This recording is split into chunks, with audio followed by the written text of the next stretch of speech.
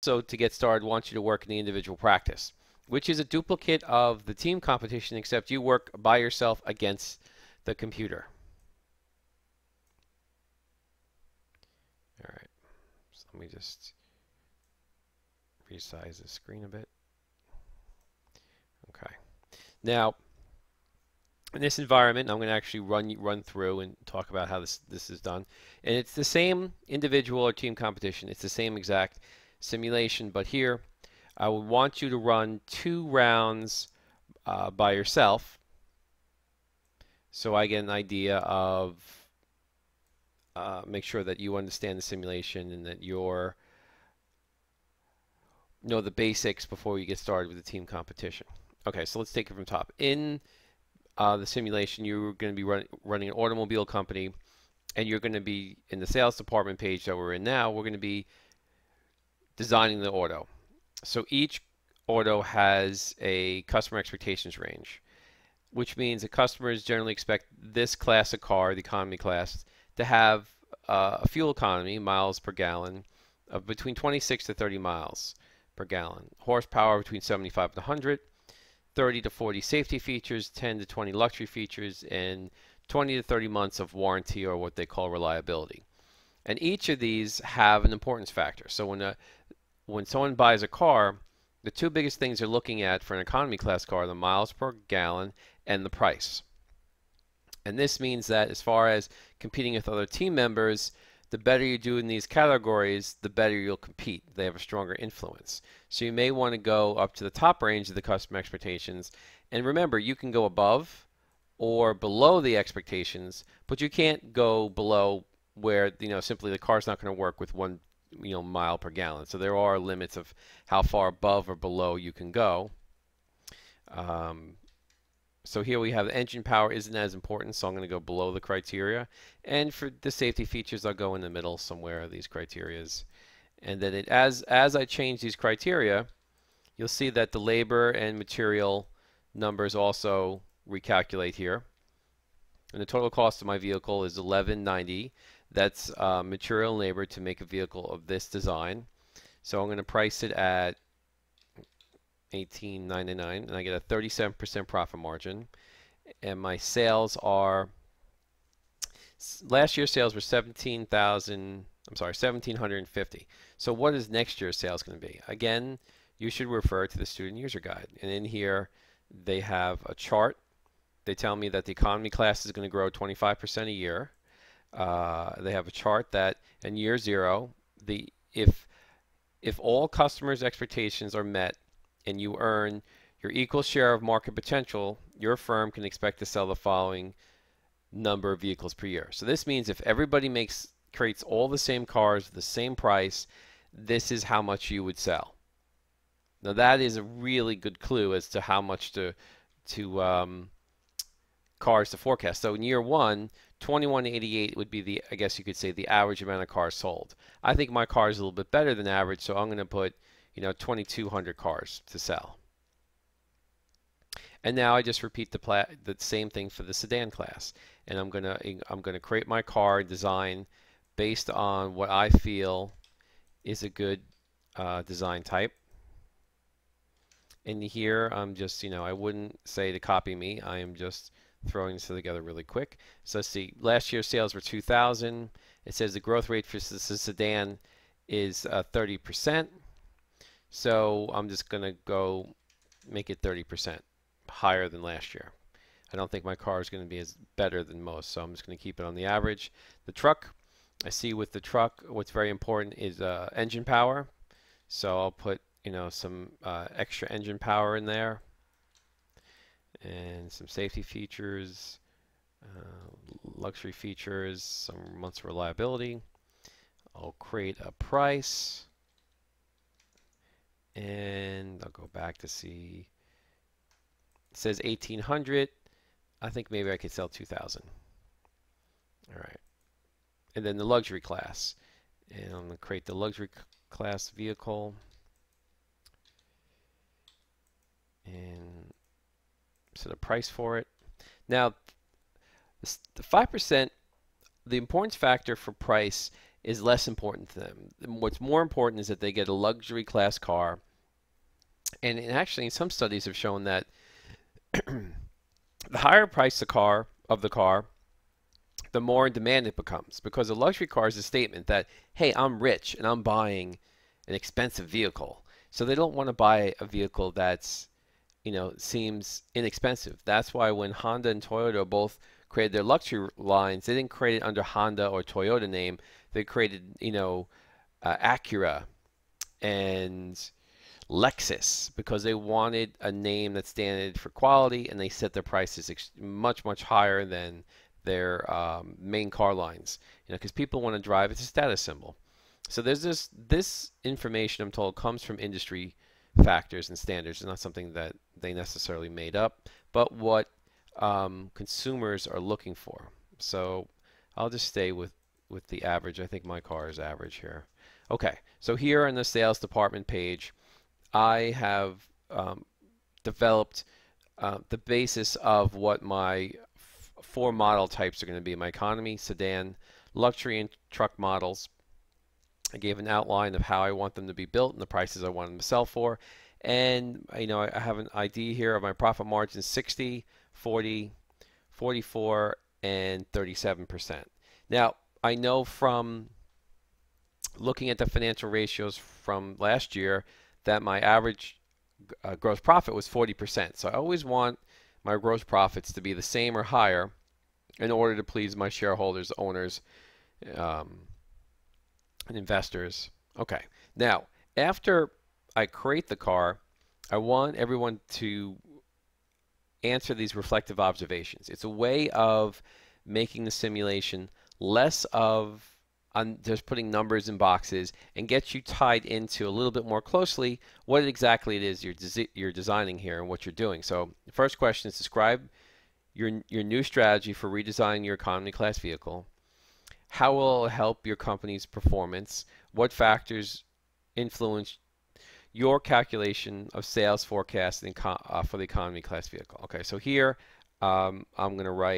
I would write something that, I redesigned the car based on what I thought my customers wanted most or would make the car the most attractive. And, my strategy is to sell as many units as possible.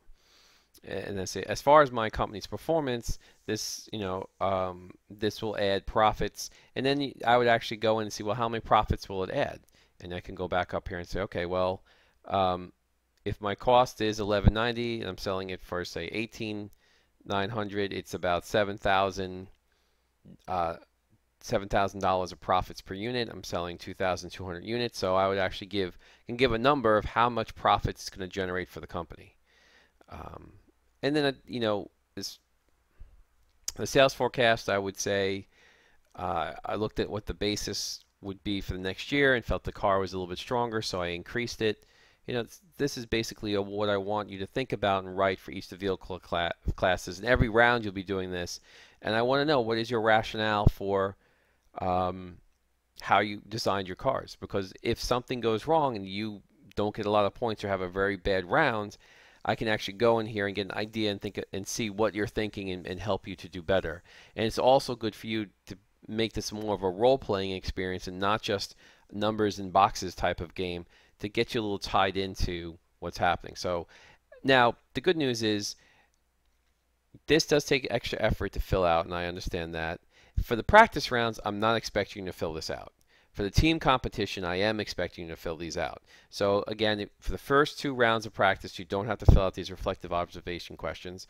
But for the team competition, I will want you to fill these out. And they have to be filled out every round. Okay, so let's submit the sales data, and I move over to marketing. Okay. So let's just go, the reflective observations here is, what is your advertising slogan for each car? So a slogan is, a quick, for the economy class, cars that you to, I'm trying to think of something good here, I don't know. Cars that move you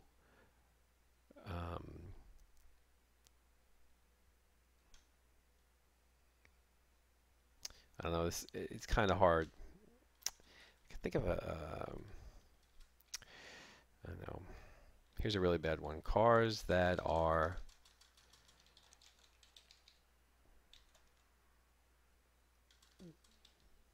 cheap but run well.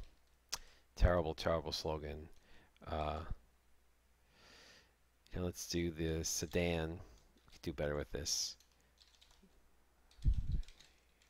The family car um, that drives like a luxury car. Um, Something like that. I don't know. But you get the idea. You make a slogan up. Hopefully, you're more creative than I am right now. What is your overall demographic and advertising strategies for each vehicle class? So for here, uh, I would want you to write it's the economy class. I would say my demographic is young, just graduated from college. Young, just graduated from college. Um, we'll say 22 to 30. It's my demographic. The strategy is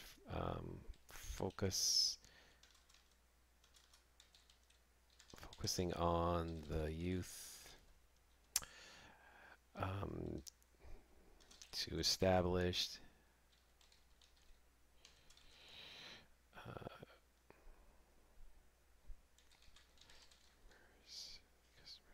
first car experience.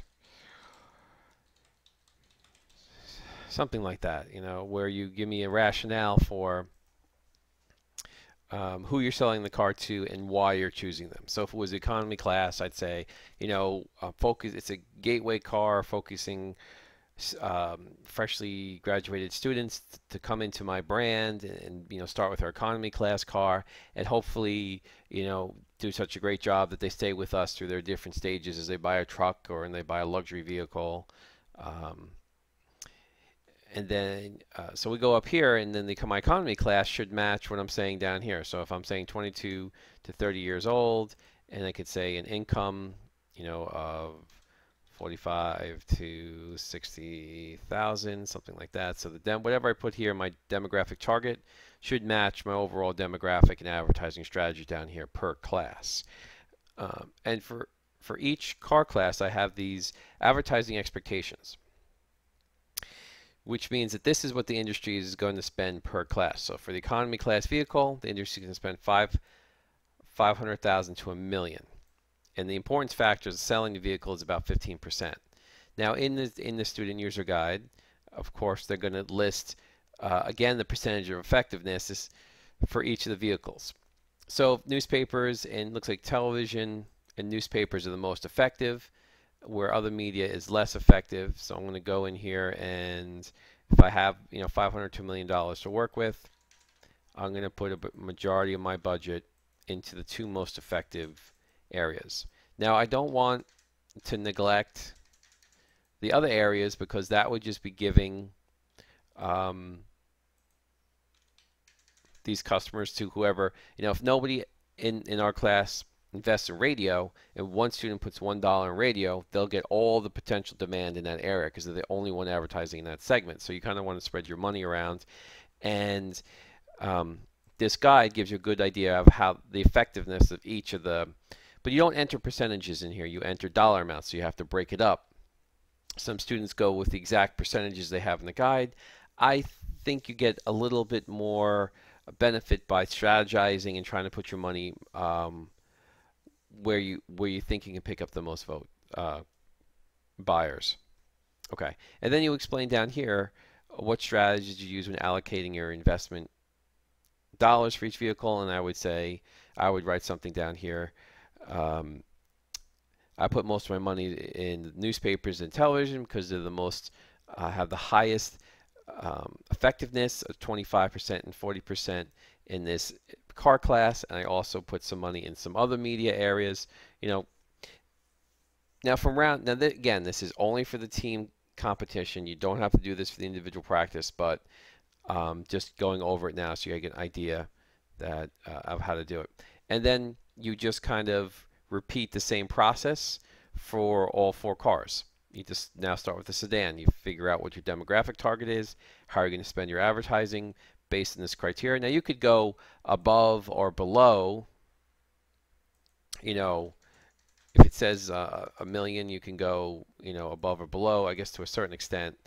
Um, for each of the car classes. It'll give you a warning if you spend too much or too little, but just trying to give you an idea again so you don't try to pull numbers out of nowhere. It's giving you an idea of where the industry is and how they're spending their money. Okay. So pretty standard. And if you think back, if you're to your marketing class, these are things you talked about in marketing: demographics, advertising investments in different areas, effectiveness, marketing, advertising slogans, and marketing strategies. So this is all stuff that you can incorporate in here into your strategy. So I'm just going to submit that. Then we come to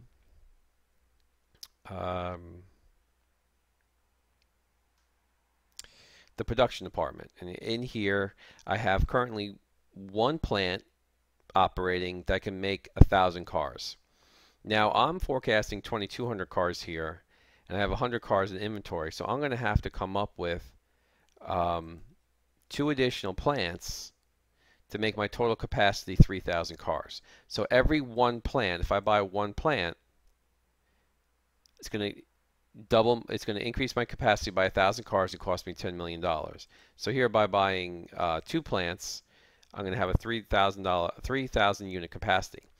But I don't need to make 3,000 cars in my production. I just need to make 2,100. Now, I feel it's important that your excess shortage should always be zero. Why would you forecast 2,200 cars and say, I'm going to make 2,500 cars because I'd like to have 300 unsold vehicles of last year's model? It makes no sense. So you don't want to have an excess or shortage here. You wouldn't want to forecast 2,200 cars and then build 1,800. And one big reason for this is that your pro forma financial statements will not be correct if you don't produce exactly what you say you're gonna be selling. Okay. So now I need to do that for the economy class. I'm sorry, for the sedan and the truck. And what's nice, you see this number down here shows me how short I am. So I can just, all I need to do, I'll buy additional plant here, and I just kind of make 1588. Just copy, make the positive up here to get to zero. So here, I bought my extra capacity. Now, you don't want to say, you only need 1,500 cars here, so I only need to buy one plant. It would be a waste of assets to buy a second plant to say, oh, well, I just bought two plants because I'll probably need it in the future. That would be like Ford setting up a whole production facility, hiring all these people, buying all the robotics, all the equipment, and saying to them, okay, everybody, just sit here for a year and do nothing, and then hopefully next year I'll get to you and make you build some cars. No, you buy the plants, only the ones you need and are going to use. That makes your asset allocation the most efficient. So now we come to operational investments. And in here we have 4 different types: new technologies, production robotics, equipment enhancement, efficiency software. And each investment, if I make a level 1 investment, each level costs me $2 million. And for new technologies here, it's going to save me, reduces the material cost by car by 300. So I'm not going to see it this round, but next round, when everything is purchased and set up, my cars, I'll get a cost reduction for each of the cars. So, I'm just going to just randomly select some numbers here for each of these cars. And, you can buy, now you're limited. You can't buy, max it out to 10 on every level the first round. You just don't have enough money to do that. So this may even be too much. I'll scale that back a little because we're spending a lot of money here. It's only my first year operating this company. I probably will come up short if I invest too heavily right now. So it's sort of something I'll have to balance later. And then the reflective observations. What is my capacity utilization percentage for each vehicle class? And that's my production units divided by my total unit capacity. So for example, here I have my unit capacity is 3,000. I'm producing 2100, divided by 3000, and that's going to give me some percentage, and that's my capacity utilization. And this is important because you want to use as much of your factory as possible. Like I said, you don't want to have a factory that can make 3,000 cars, or 3 factories making 3,000 cars, and you only need 1,500 because you're only at 50% capacity. The rest is just wasted space, and you're paying rent and utilities and payroll and all this taxes on space that's not producing any benefit for your company. So I guess that's what they want to reinforce there. What is your new strategy for operational investments per vehicle class, and how will the current operational investments affect your company's performance? So for each vehicle class, I would say I'm investing one level in economy class. It's going to save me $300. The next round, I'll probably make at least 3,000 vehicles. Multiply that by 300. I get an idea of my cost savings. And so this is just beginning to think about why you're doing this and how is it going to help your company. And it's a really good thing to think of this, and so you're more than just, like I said, putting numbers in boxes here. You're thinking about the effects that your decisions are making, and this will help you. These reflective observations I find help students to make better decisions as they move forward through the simulation. All right, so I'm going to submit this, and our last page is the finance area. So I get a set. The pro forma financial statements are financial statements based on the sales that I project in the sales department. So as long as I have my forecast matches my production, my pro forma will be correct. Now, this number of 55 million net profits here, this amount of money will only come true if I sell everything I have forecasted to sell. If I have any leftover inventory or I don't meet my sales goals, this pro forma financial statements will be different. So it's not a guarantee you're going to make this much money. It's only if you actually sell everything you forecasted, which doesn't always happen. So I have students usually come back to me quite often and say, I was supposed to have net profits of 55 million, but when I processed it, it was only 34 million. So I think the simulation is broken. No, the simulation is not broken. If you look under production, you'll see that you had a lot of leftover inventory. You didn't do a good job selling the cars you manufactured, and that's why you don't have the net income that was projected. Okay, so we could see here, this is the actual for last year. Now we always try to keep a minimum cash of 25 million, and any excess cash gets put in this cash surplus deficit. So this deficit gets added to the next year here, because we're always keeping our cash balance at 25 million, and I have now a deficit of 20 million. Why do I have a deficit of 20 million? Well, I'm trying to increase my assets to $164 million worth of assets. However, I only have liability and equity worth 143 million. So that means I need to come up with another $20 million of equity or liabilities to cover the assets I'm purchasing. So if I'm purchasing $20 million of assets I haven't covered through my equity or liabilities, it means I need more capital. So I'm going to go up here, and under additional funds, I'm going to try and raise additional monies. So my goal for this round is I'm going to try and raise 30 million. Okay, so I'm going to 10 million here.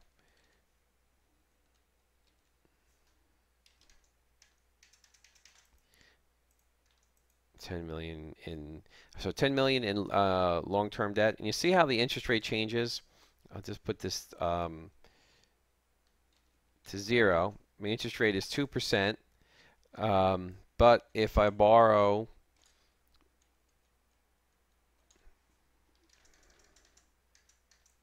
$10 million, it goes up to 6%. So as you borrow more and more money, your interest rate goes higher because your company's riskier. I'm also going to issue $10 million worth of stock.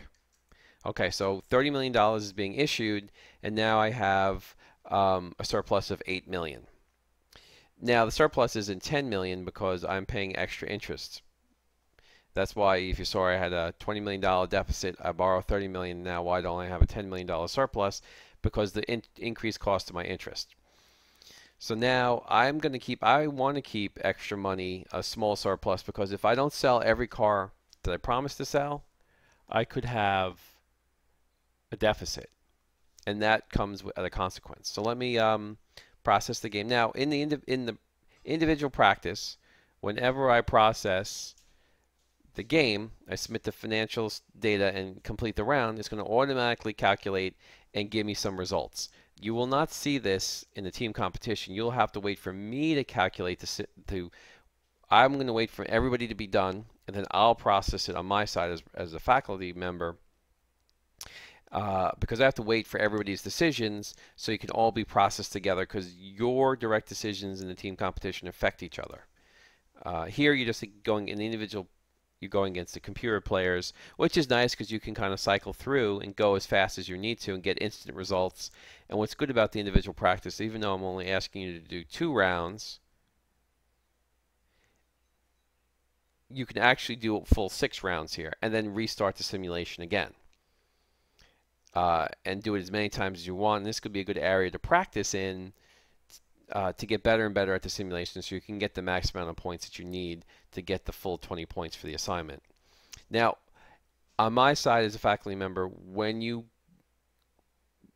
it records everything you do, so even if you reset the simulation, I'll see that you already played it before, and you'll still always get credit for those 2 rounds.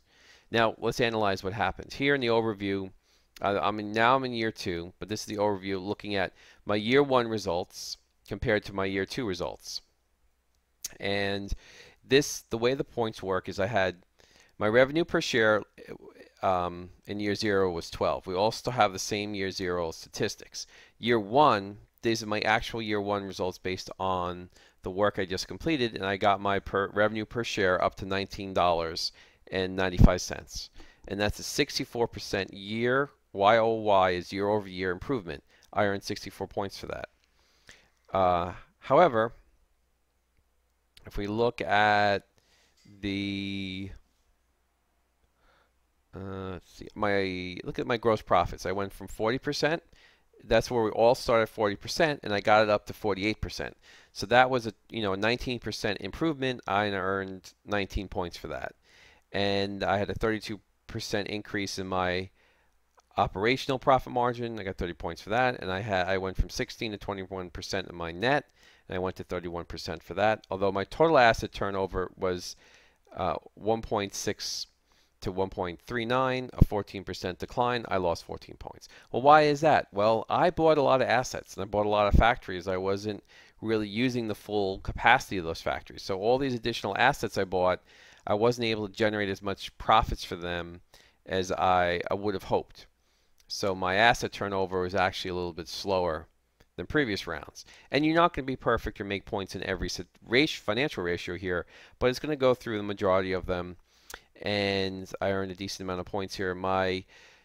Here on the market capitalization, the total capitalization of my company, which is measured by stock price times outstanding shares, actually increased 260%.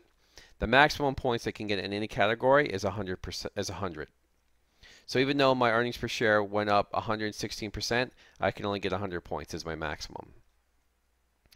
Okay, so now on my sales versus forecasts, I came very close from some categories here. The worst one being, I guess, truck.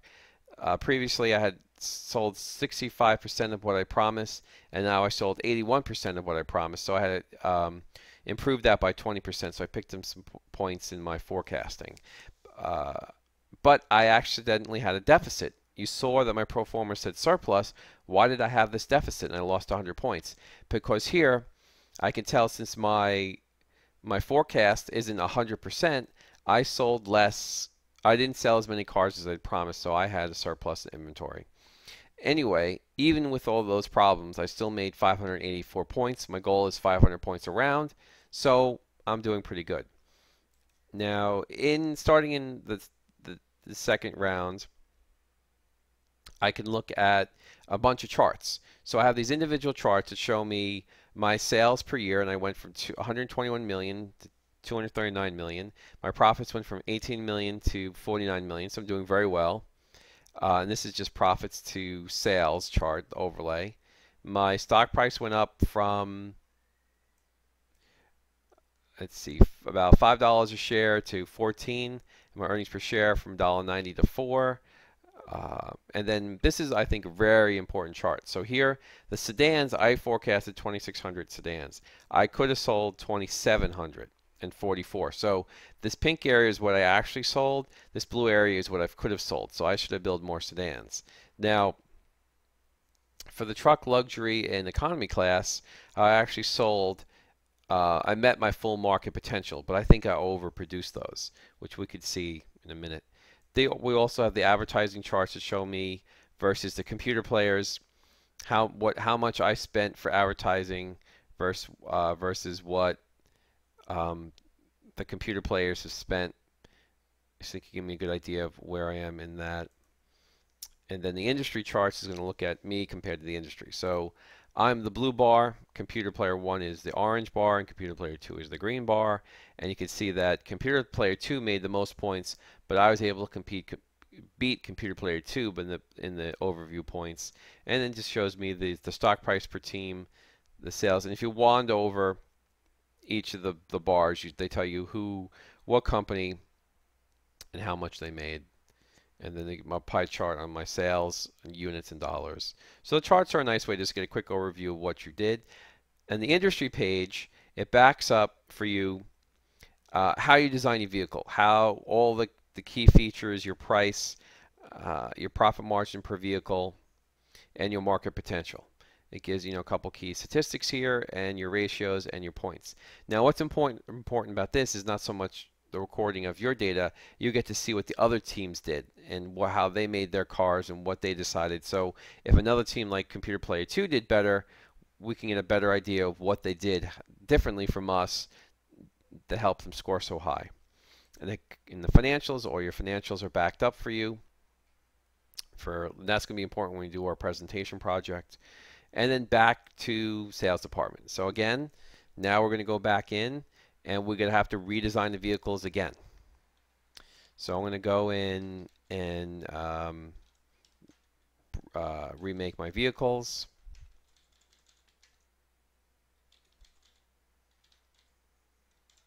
And I'm just going to do this fast. I'm not really paying too much attention. Just want to kind of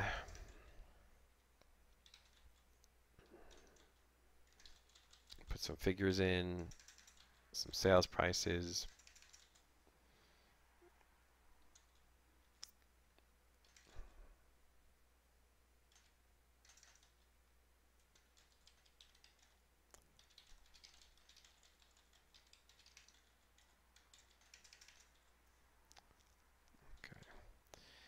And I mean, you'll put significantly more effort into this than I'm doing right now. I'm just kind of completing this quickly to move forward with this. So you got to go in and redesign every round. You go in and you keep redesigning your vehicles. And since your vehicles become redesigned, again, you have to answer the reflective observations of how you redesign your vehicles, what's your strategy, and how is this different than last round, and how it's going to affect your forecast. And because I know I'm going to have questions about this, I have to keep saying it. For the individual practice, you don't have to fill out the reflective observations. That's something that I want each student to do only for the team competition. Okay. And then let's see, I have my advertising ranges. And what's nice, I guess, with the advertising, your slogans and your demographics remain the same. You don't have to keep typing those in unless you want to update them. The only box you have to keep refilling in here is your asset allocation and your advertising investment. So these boxes are sticky. This one isn't. So again, here, I mean, this takes some time. You get to look at the user guide and the percentages. They don't change the effectiveness per round, but the money does change. As the industry becomes bigger, each round you'll see that you'll be spending more and more money. And I'm just putting, dollar amounts in here quickly. 5 million maybe too much. I really should be spreading these out, but I'm just trying to go fast here. Now, of course, these target demographics, I think they're only for the reflective observation or role-playing part of the game. They're not going to affect your demand, but the advertising investments, the money you put and the overall amount of money you spend will directly affect how many cars you will sell, because that's something that's going to be compared against the other players. And I come back to my production department, and here I don't need to buy any new plants for my economy class. I do need a new plant because I'm forecasting, oh, actually, no, I'm forecasting 3 million, and I have a capacity of, I'm sorry, 3 million, 3,000. I have a capacity of 4,000. That seems odd. I may want to look at that again.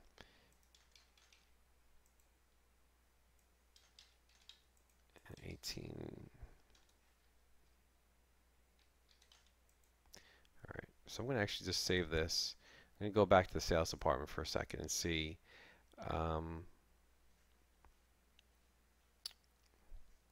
I think I could do this. I'm going to change this to 3,500.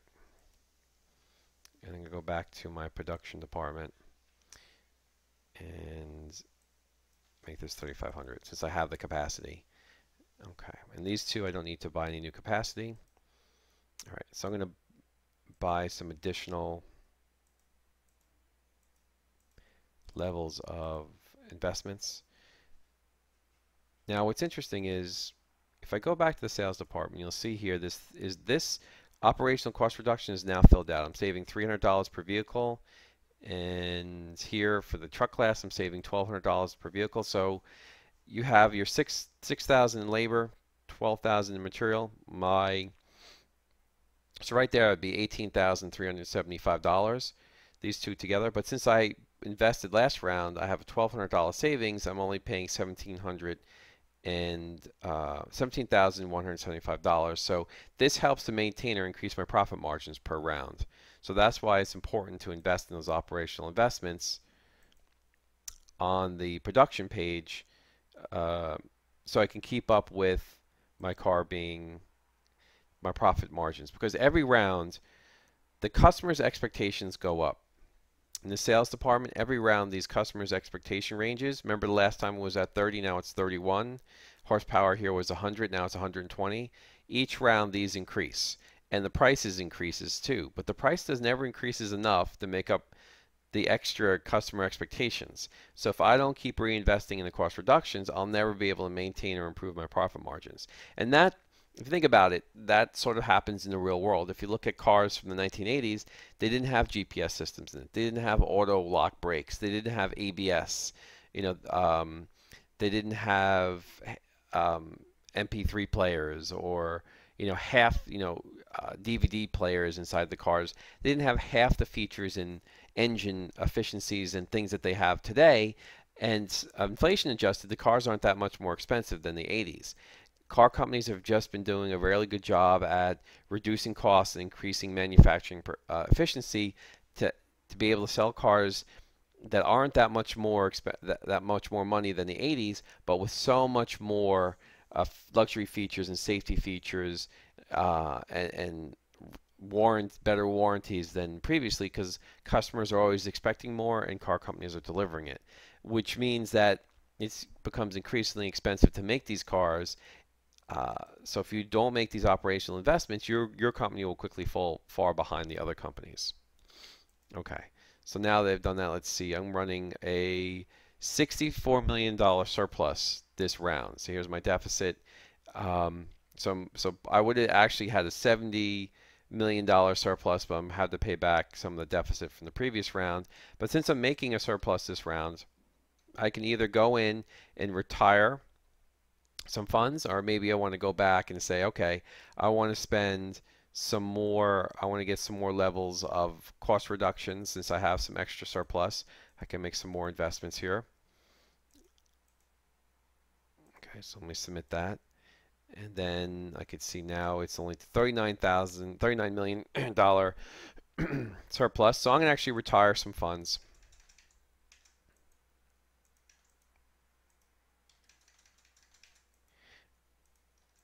Because I have such a nice surplus. Now I have a $20 million surplus. I'm going to leave that because I had a deficit last round. I don't want to risk that again. And you could see if actually, speaking of the deficit, if I go to my production department, I see right here this inventory. I had 371 unsold trucks, 126 unsold luxury, and 23 unsold economy class. Those unsold cars, they never produced the sales or profits for me. And that's what led to my deficit, my unexpected deficit. So that's why you got to be careful when you're forecasting, and that's what can lead to your performers looking like they're going to be in, surplus territory, winding up in deficit territory. And a lot of students get confused when that happens, so I figured I'd go over that here to kind of clear that up. Okay, so let me process this individual practice and see what the results are. And here are the results. Okay, good. Again, I'm above my 500 points that I need each round to get to the 3,000. I'm 586. And you'll see here that I was able to increase my revenues. My profit margins went from 48 to 53. My operating, my net,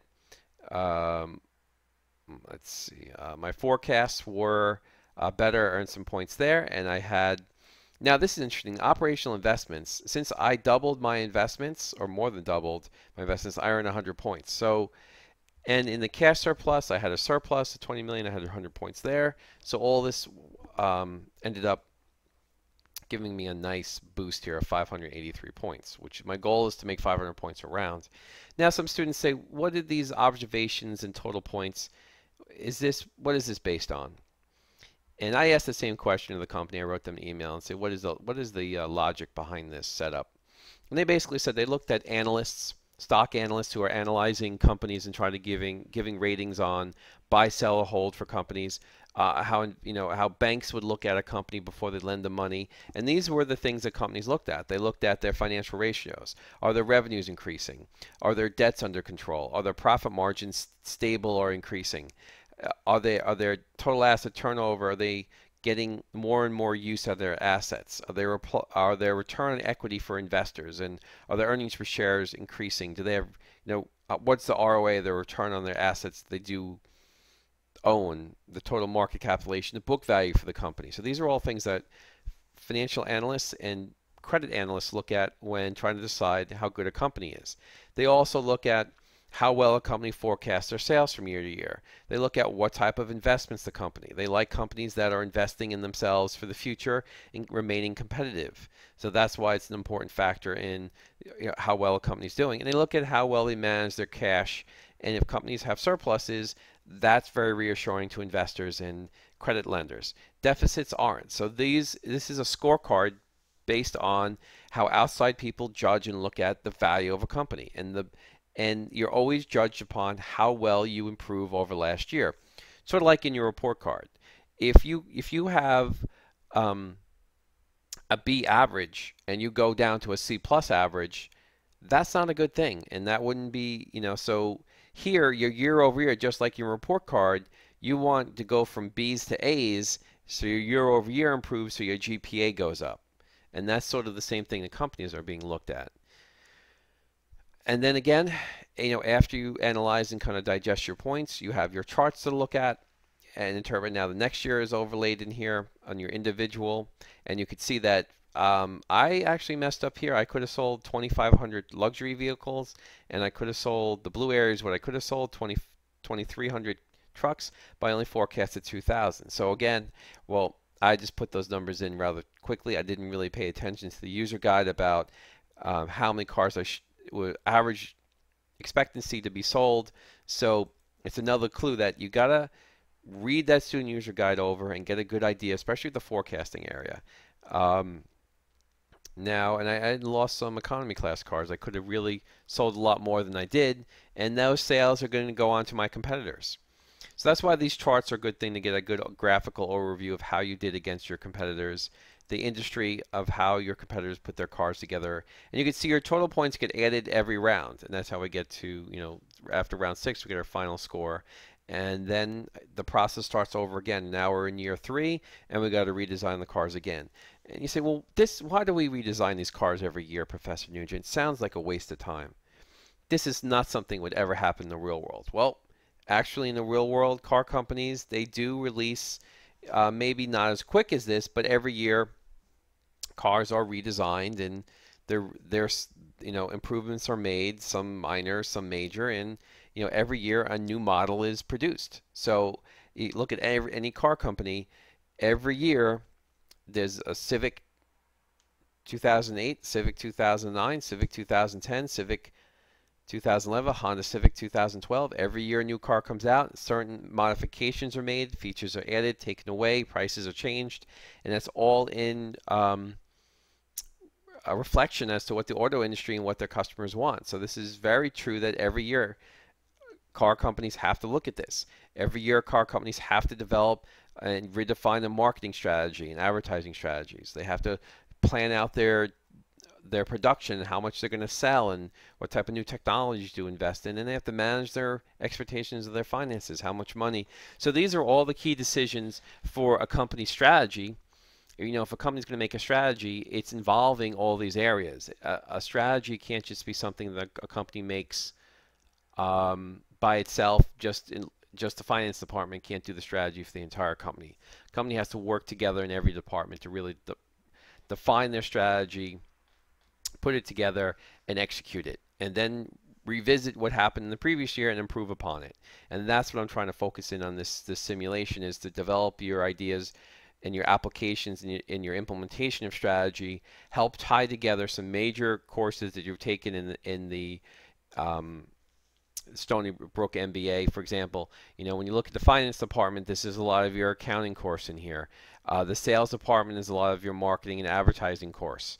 The production department is your operations class. Also in the finance department, of course, is your finance class. This is your capital structure. You can create a weighted average cost of capital for yourself. You can look at the investment you're making versus your return. So this is encompassing, just as the 512 class is the capstone class of the MBA, it's also needs to tie together and bring together a lot of the elements that you learned in previous classes and make them make sense in a whole entirety of how to run a company. And I find that the simulation, along with the other materials, does a great job of doing that. Okay, so that is my overview of the simulation to help you get started and explain what needs to be done and what I'm expecting. And just to go over it again, I am expecting that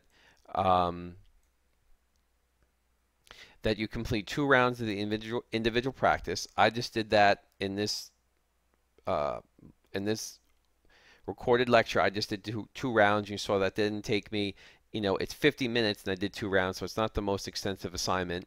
And I'm talking you through the whole process. And remember, for the individual practice, you don't have to do the reflective observations.